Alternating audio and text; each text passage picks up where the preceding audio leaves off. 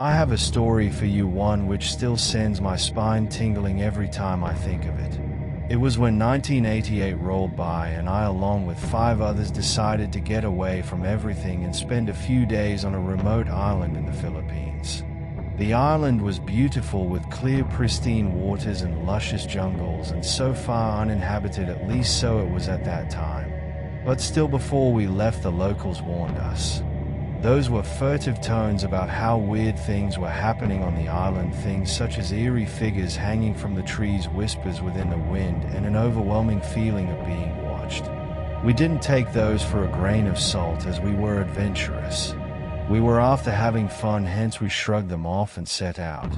It was a perfect first day, sunlight shining on the flawless beach, and eagerness from the members about that small adventure they had all entered for. That all changed the moment the sun hid behind the horizon. Everything just seemed very silent, even breathless, as if this island had not really decided its role yet. It had been around midnight when a sound that I simply could not help but listen to suddenly woke me up. It was slow, deliberate crunching coming from the jungle. Maybe an animal, maybe a wild boar, so I went and woke up my friends in the manner of an animal. Leaving, the sounds died away. We sat there for some time listening, but everything was too dead silent. Too dead. We tried to dismiss it, went back to bed, but I couldn't shake the feeling that something was off.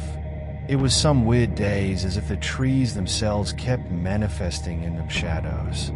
They were always out of our reach, out of our sight, but we knew that something was there. And then at night we'd hear whispers carried by the wind.